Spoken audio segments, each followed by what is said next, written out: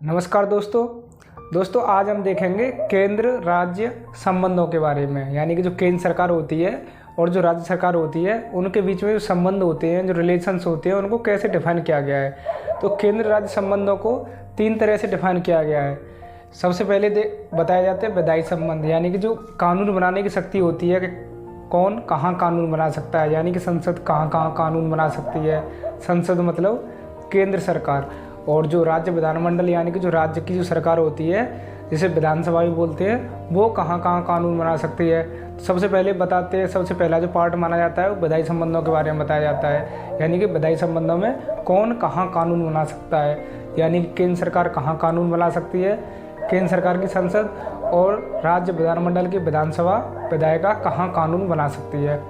दूसरा पार्ट होता है प्रशासनिक संबंधों के बारे में। वो क्या बताता है, प्रशासनिक संबंधों के बारे में, यानी कि तुम्हारी प्रशासन करने की शक्तियाँ कहाँ तक हैं, केंद्र सरकार की प्रशासन करने की शक्तियाँ कहाँ तक हैं और राज्य सरकार की प्रशासन करने की शक्तियाँ कहाँ तक हैं। फिर जो तीसरा पार्ट देखा जाता है, तीसरे पार्ट में बांटा जाता है वित्तीय संबंधों को, यानी कि जो फाइनेंशियल रिलेशन होते हैं कि पैसों का जो लेन देन होता है वो किसका कहाँ तक होता है, कौन कहाँ तक टैक्स वसूल सकता है, टैक्स का जो पैसा आता है या जो रेवेन्यू आता है, जो राजस्व आता है, उसका बंटवारा कैसे होगा, उनके बारे में इस पार्ट में बताया जाता है।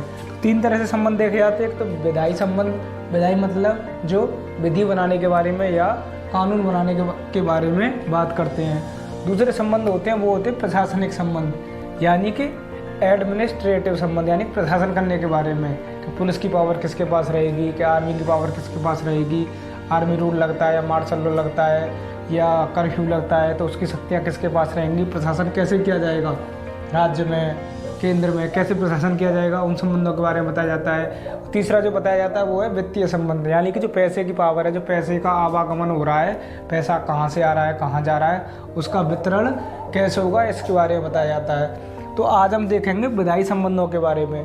जो सबसे पहला पार्ट है केंद्र राज्य संबंधों का विधायी संबंध। विधायी संबंध जैसा कि अभी मैंने आपको बताया है कि कौन कहाँ कहाँ कानून बना सकता है, यानी किन किन विषयों पर केंद्र सरकार कानून बना सकती है, केंद्र सरकार मतलब संसद, और किन किन विषयों पर राज्य सरकार कानून बना सकती है, यानी कि राज्य विधानमंडल यानी कि विधायिका विधानसभा कहाँ कहाँ कानून बना सकती है।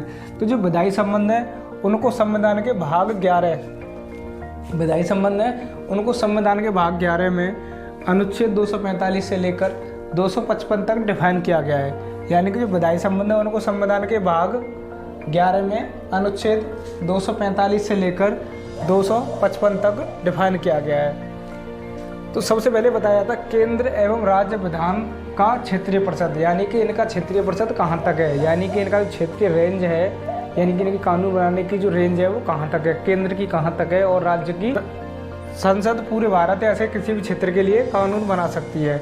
यानी कि जो संसद है, जो केंद्र सरकार है, वो पूरे भारत के लिए कहीं भी कानून बना सकती है, यानी पूरे भारत और ऐसे किसी भी क्षेत्र में क्या क्या आ रहा है। यहाँ केंद्र शासित प्रदेश होते हैं, क्षेत्र मतलब जैसे हमारे अंडमान निकोबार हो गया, लक्षद्वीप हो गया, वो भी हमारे क्षेत्र हैं, केंद्र शासित प्रदेश हैं। जो हमारे राज्य हैं भारत में उसके राज्य आ जाएंगे, केंद्र शासित प्रदेश होकर क्षेत्र में आते हैं। यानी वो टेरिटरी होता है, इंडिया की जो टेरिटरी होती है वो ब्रॉड व्यू होता है स्टेट की अपेक्षा, यानी कि राज्य की अपेक्षा क्षेत्र जो ब्रॉड व्यू होता है, क्षेत्र में सब कुछ आ जाता है। जो भारत का जहाँ तक कब्जा हो वो सब किस में आ जाएगा, भारत के क्षेत्र में। तो संसद पूरे भारत या इसके किसी भी क्षेत्र के लिए कानून बना सकती है। फिर आते हैं राज्य विधानमंडल।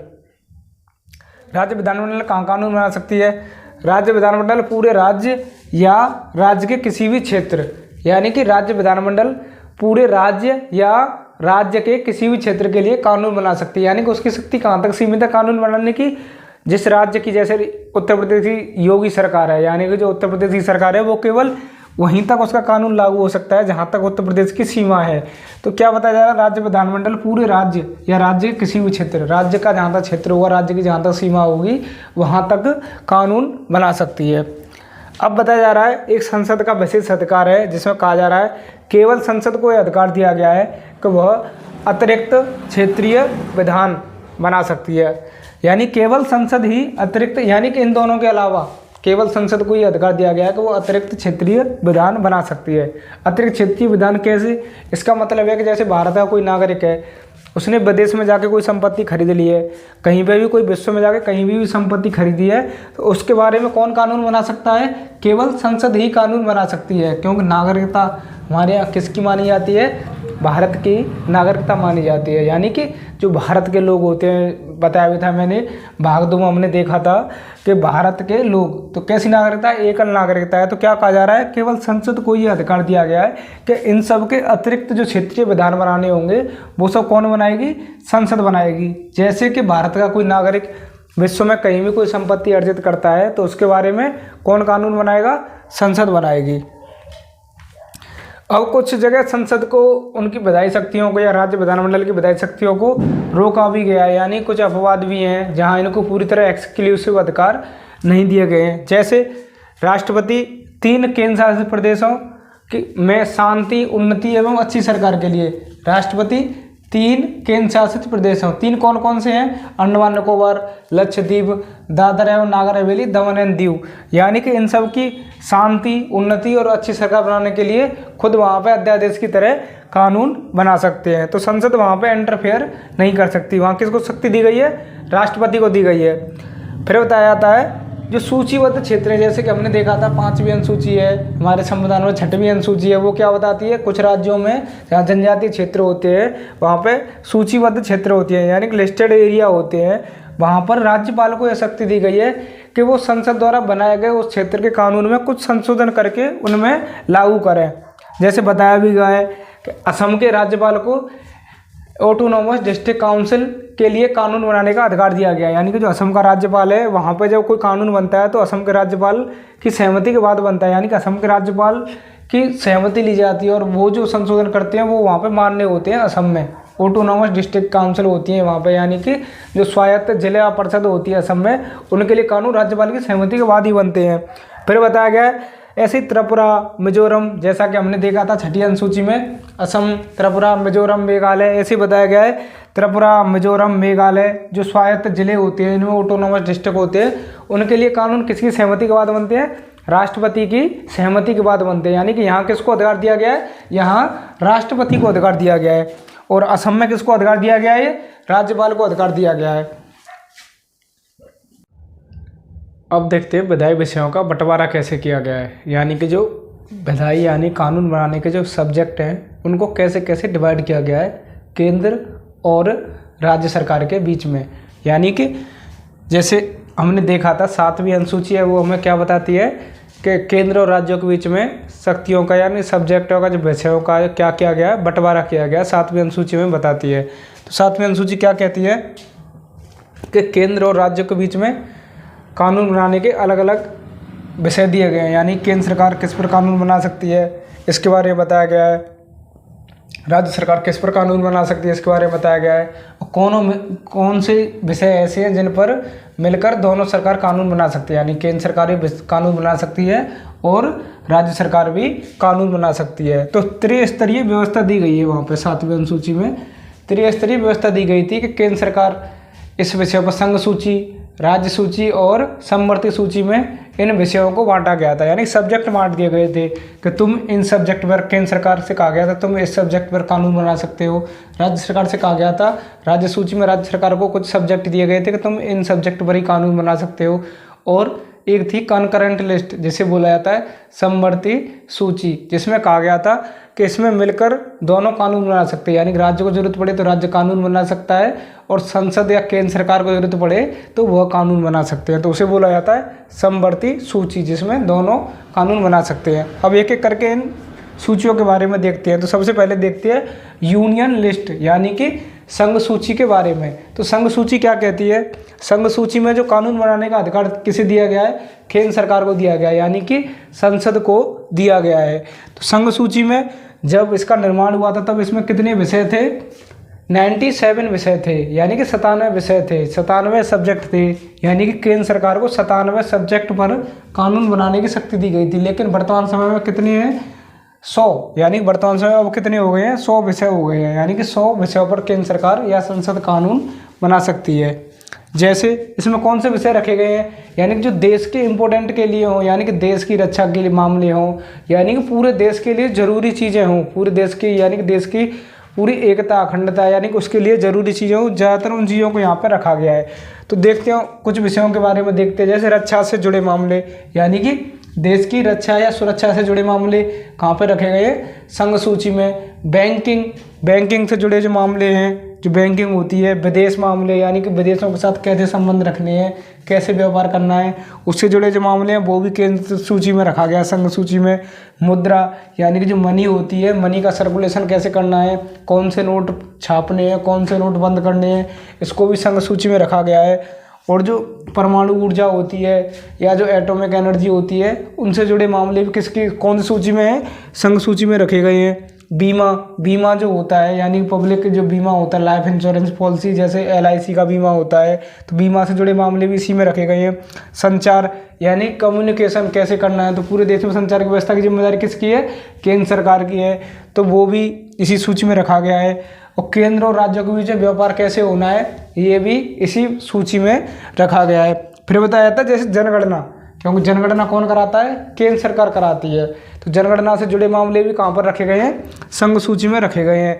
और फिर जो हमने देखा था लेखा परीक्षा यानी कि जो ऑडिटर होते हैं, इनके अकाउंट होते हैं, जैसे केंद्र सरकार का कैग करता है ऑडिट, ऐसे राज्य सरकारों के भी ऑडिट करता है कैग, तो वो भी कहाँ रखे गए हैं, संघ सूची में रखे गए हैं। तो कौन कौन से मामले देखे हमने यहाँ पे, रक्षा, बैंकिंग, विदेशों के मामले यानी कि विदेशों से कैसे संबंध रखने हैं, कैसे व्यापार करना है, उन सब के मामले।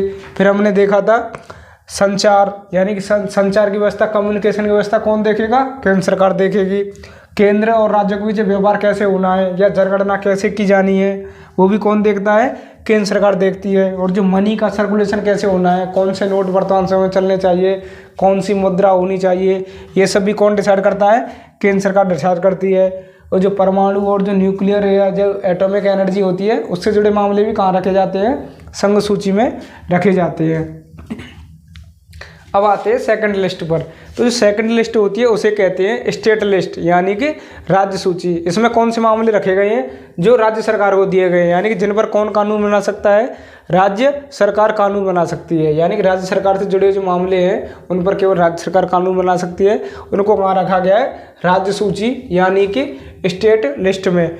जब इसका निर्माण हुआ था तब इसमें 66 विषय थे, लेकिन वर्तमान समय में इसमें कितने विषय हैं, वर्तमान समय में इसमें 61 विषय हैं। यानी कि वर्तमान समय में इसमें कितने हैं, 61 हैं। जब इसका निर्माण हुआ था तब इसमें मूल संविधान में कितने थे, 66 विषय थे। तो इसमें कानून बनाने का अधिकार कैसे होता है, सामान्य परिस्थितियों में राज्य विधानमंडल यानी कि जो राज्य की विधायिका होती है, राज्य की जो विधानमंडल होती है, स्टेट लेजिस्लेचर बोलते हैं जिसे, उसे कानून बनाने का अधिकार होता है। लेकिन वो हम आगे पढ़ेंगे भी कि कुछ परिस्थितियों में केंद्र सरकार राज्य सूची के विषयों पर भी कानून बना सकती है। यानी कि जो संसद है कुछ परिस्थितियों में राज्य सूची के विषयों पर भी कानून बना सकती है, क्योंकि हमारा जो संविधान है, हमारा जो फेडरल स्ट्रक्चर है वो कैसा है, यूनिटरी टिल्टेड है। जैसा कि हमने देखा था सरकार का संघीय स्वरूप में हमने देखा भी था, क्योंकि हम किस पर आधारित है, कनाडाई मॉडल पर आधारित है, कनाडा के मॉडल पर आधारित है, जहाँ केंद्र सरकार की तरफ शक्तियाँ ज़्यादा दी गई हैं, यानी कि संसद को शक्तियाँ ज़्यादा दी गई हैं। इसके कौन कौन से विषय हैं, जैसे सार्वजनिक स्वास्थ्य यानी कि जो पब्लिक हेल्थ होती है उनके बारे में बताया गया है। इसमें ज़्यादातर उन विषयों को रखा गया है जैसे जो पब्लिक से जुड़े हों, या ज़मीनी स्तर जैसे कि राज्य सरकार कहाँ कहाँ ज़्यादा बेटर कर सकती है, जैसे कृषि हो गई, कृषि, या जैसे पुलिस के मामले हो गए, या जन स्वास्थ्य एवं साफ सफाई के मामले हो गए, यानी कि जो पब्लिक हेल्थ होती है, या पब्लिक सार्वजनिक स्वास्थ्य, जन स्वास्थ्य एवं साफ सफाई, कृषि से संबंधित जो मामले हो गए उनको राज्य सूची में रखा गया है। जेल से संबंधित मामलों को राज्य सूची में रखा गया है। स्थानीय शासन यानी कि लोकल गवर्नमेंट कैसे चलानी है उनको भी यहीं पर रखा गया है।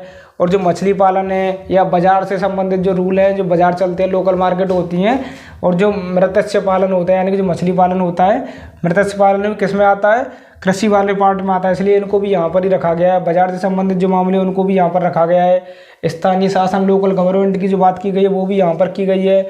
और जो सार्वजनिक स्वास्थ्य, पुलिस, जन स्वास्थ्य एवं साफ सफाई के मामलों को जहाँ कहाँ रखा गया है, राज्य सूची में रखा गया है। अब आते हैं तीसरी सूची पर। दूसरी सूची का क्या नाम है, समवर्ती सूची। समवर्ती सूची को इंग्लिश में क्या कहा जाता है, कॉन्करेंट लिस्ट। यानी कॉन्करेंट लिस्ट में मैंने आपको बताया भी था क्या है।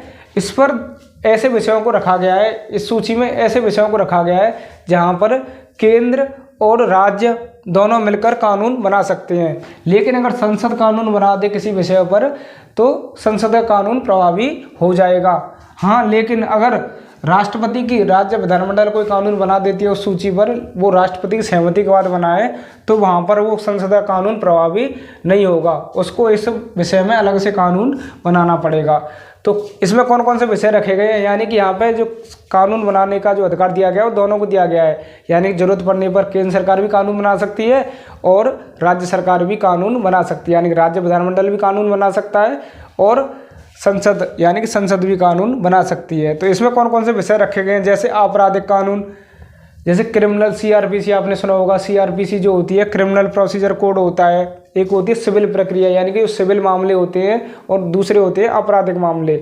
चोरी डकैती जो होते हैं आपराधिक मामले होते हैं, के मामले हो गए, डिवोर्स के मामले हो गए, शादी के मामले हो गए, ये कैसे मामले माने जाते हैं, सिविल मामले माने जाते हैं। दूसरे होते हैं फौजदारी मामले, फौजदारी मतलब क्रिमिनल वाले जो मामले होते हैं। तो सिविल मामले के लिए भी यहाँ पर रखा गया है जो विवाह और तलाक से संबंधित होते हैं।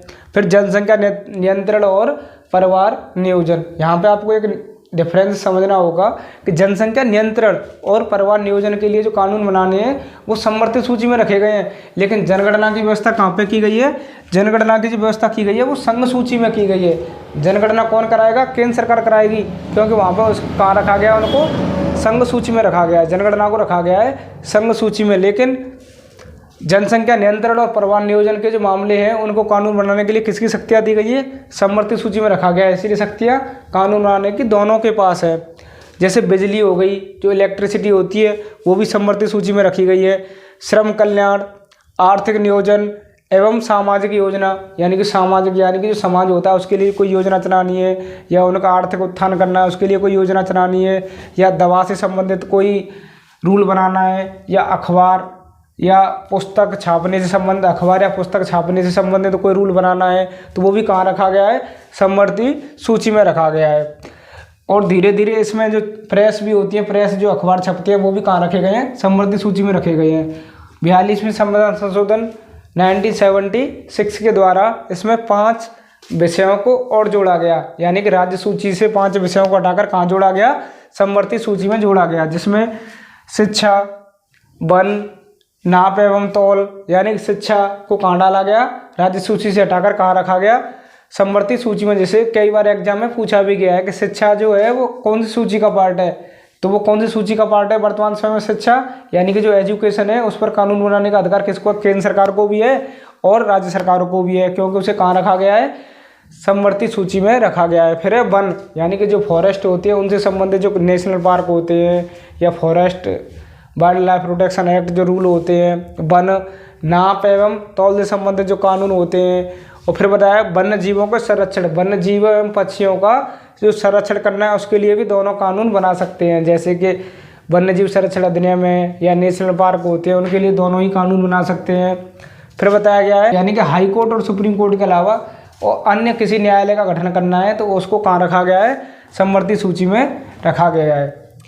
अब इन तीनों लिस्टों के अलावा एक और लिस्ट बचती है जिसे जो और शक्तियाँ बचती हैं, यानी कि इन तीनों जब संविधान का निर्माण हुआ था तब कुछ विषय इन तीनों में रखे गए थे, लेकिन समय की पर बदलती हुई परिस्थितियों के हिसाब से, समय की ज़रूरतों के हिसाब से अलग अलग कुछ कानून ऐसे हैं जो वर्तमान समय के हिसाब से उस समय नहीं थी वो समस्याएं, जैसे साइबर क्राइम की समस्याएं हैं या इंटरनेट की धोखाधड़ी है या ऑनलाइन धोखाधड़ी है। तो जब हमारा देश आज़ाद हुआ था तब किसी ने सोचा भी नहीं होगा कि इस तरह के कुछ क्राइम हो जाएंगे या इस तरह के मोबाइल की टेक्नोलॉजी बढ़ जाएगी या ऑनलाइन फ्रॉड बढ़ जाएंगे, क्योंकि जब हमारा देश आज़ाद हुआ था तब इन चीज़ों के बारे में किसी को पता नहीं था।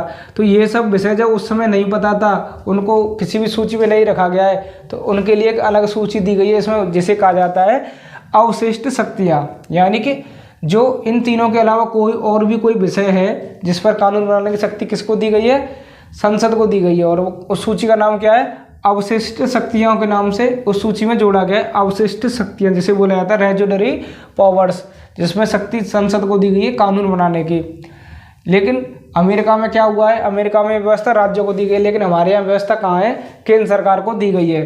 क्यों किया गया हमारे यहाँ ऐसा, क्योंकि जो कनाडा है, हमारा जो संघ है वो किस मॉडल पर आधारित है, क्वाज़ी फेडरल यूनिटरी टिल्टेड वाले मॉडल पर आधारित है। कर्नाटक में भी ऐसी ही व्यवस्था है, वहाँ पर भी जो अवशिष्ट शक्तियाँ हैं वो किसको दी गई हैं, केंद्र सरकार को दी गई हैं। ऐसे हमारे यहाँ भी जो अवशिष्ट शक्तियों पर जो कानून बनाने का अधिकार है वो किसको दिया गया है, संसद को दिया गया है। कहाँ से ली गई हैं ये अवशिष्ट शक्तियाँ, जब हमारा भारत सरकार अधिनियम 1935 आया था तब वहाँ पर इन विषयों को बांटा गया था। तो वहाँ पर ये अवशिष्ट शक्तियाँ थी वो न तो केंद्र सरकार को दी गई थी न राज्य सरकारों को दी गई थी। ये किसके पास रहती थी, गवर्नर के पास रहती थी। लेकिन वर्तमान समय में क्या है, अब संसद के पास रहती हैं। तो इसमें कौन से विषय आते हैं, इन तीनों सूचियों के अलावा जो भी विषय बचते हैं, यानी कि समय की ज़रूरतों के हिसाब से जो जो परिवर्तन आते जाएंगे उनके लिए कानून बनाने की ज़रूरत पड़ेगी। जैसे साइबर क्राइम हो गया, IT एक्ट हो गया, या तुम्हारा जैसे ऑनलाइन फ्रॉड हो गया, तो ये सब किस में आ जाएंगे, क्योंकि तब ये चीज़ें नहीं थी इसलिए इनको किसी भी सूची में नहीं जोड़ा गया था। लेकिन अब ये किस में आ जाती है, सब जो नई नई टेक्नोलॉजी आ रही है, नए नए फ्रॉड हो रहे हैं, नए नए कानून बनाने की ज़रूरत पड़ रही है, इन तीनों के अलावा वो आ जाती है अवशिष्ट शक्तियों में, जिस पर कानून बनाने की शक्ति किसे दी गई है, संसद को दी गई है। तो आशा करता हूं दोस्तों आज का ये टॉपिक आपको अच्छे से समझ में आया होगा। इससे जो नेक्स्ट पार्ट है इस लेसन का, यानी कि इस चैप्टर का जो नेक्स्ट पार्ट है केंद्र राज्य संबंधों का, उनको हम देखेंगे नेक्स्ट वीडियो में।